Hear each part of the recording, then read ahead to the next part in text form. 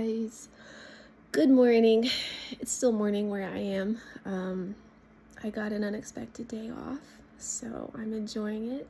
I'm here in my little cottage, and I've just been sitting here with the Lord, and He just shared something, like touched my heart with something. I don't want to keep it to myself. And I did feel led. I did feel led to come on here and just share it. So I was sitting here thinking about a moment I had with the Lord a few years ago, and where He just met me, and it felt very holy and very intimate. And I've never been married. I'm not currently married, but it felt like just a deep level of intimacy between myself and Jesus that was just like hit me in the heart. And it was just like a deeply spiritual, intimate moment. And I was just like reflecting on that today. And because I remember it surprised me, and I like kind of like almost took a step back, I think, when it happened. And I was like, Lord, what is this? But He was just telling me today, like, He was like, I've covenanted myself to you. Like, we are in covenant, and it is a greater covenant than marriage. It is a more sacred. That's what He said. I was trying to think of the words He used. I was like, I know you used an S word. What was that word you used? He said it was more sacred than marriage. And marriage to God is sacred. Marriage is sacred to God. And so I was like, yes, of course it is. Like, this is something we know. This is a no-brainer, right? But when we really think about it, because I really started to think about it, it was just like, wow, like, Lord, forgive us. Forgive me for not stewarding the sanctity of my covenant with you more faithfully. So that is why He wants time with us, right? That is why He wants us to be in His Word. Like, I learned this a little, I don't know if this was in grad school or whatever. But I think it was. I can't say for sure. Anyways, what I learned was that the 10 Commandments, when God gave the law, like Pentecost was last weekend, right? It was on Sunday. When God first gave the law to His people through Moses, right? They'd just gone through Passover. They're at Mount Sinai, and it's that 50 days after Passover, the first Passover. He gives His 10 Commandments to Moses, and He establishes covenant with His people.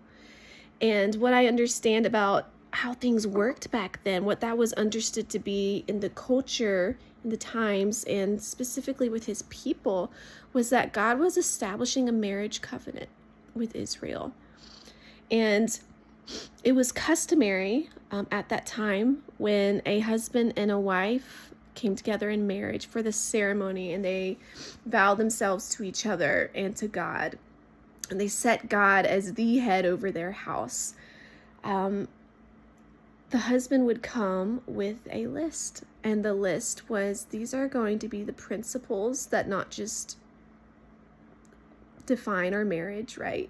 They're not just going to be characteristic of our marriage. These principles are going to be the characteristics and qualities of our family. Like, our family will be marked by these. This is what our family will look like, because these are the principles that together we are going to abide by. I think that's beautiful. That's what the Bible is for us. Like, when God covenants Himself to us, He gave us a book. I love this, guys. I don't know if you can see here. I got a cute little studio. I got lots of books. You could see under that bed, boxes of books, more books in storage, more books at my office. I love books. So the fact that God would write us a book, I love it. But I just think, like, He's given us so much to help with our incredible relationship with God. Like, He covenanted Himself to us in His own blood. Gave us the book. I'm thrilled. I love it. But I wanted to share this because the sacredness of our covenant with God is even more precious than the sacredness of marriage. And And that's beautiful for me in my season of waiting until God brings the right person. But like, I've got the Lord, y'all. It's just it's precious. And I wanted to share that because I know recently been looking at what it means to see God. But when he gives us those little nuggets that are upheld in scripture to just like help us understand him and see him, it's like, yes, like we can see him when we focus, when we interact with him really personally. He wants the vulnerable. He wants the intimate. And the Bible tells us, I believe it's in Proverbs, it might be Psalms. I really need to work on knowing my Bible addresses better. But I know what it says. And it says that for those who are just steadfast in the Lord, who love to meet with him, who are close to the Lord, like he confides in them because he is so happy to reveal himself to us, and he will do it in layers. And that's the beautiful thing about covenant, is that through covenant, he covenanted all of himself to us, but he doesn't reveal all of himself at once. Like there's a treasure hunt there, and there's a wooing there. And that's something we do in our own lives. Like, what's that quote from, okay, this was more like, I guess, typical couple 100 years ago.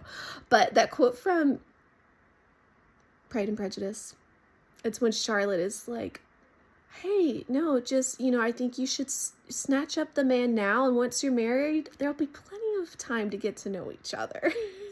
It's just like, God, we get to know each other over time with God. And it will always amaze us how good he is. It will always surprise us how good he is. Like, I feel convicted in that when he surprises me with how good he is, because I'm like, I forgot how good you are, and I expected you to be more judgmental in this moment. And he's like, I already paid for everything. Like, I call you closer to myself. I'm going to call you out of sin. I'm going to help get it out of you. And I'm going to refine you in all of those things. But he just wants our hearts.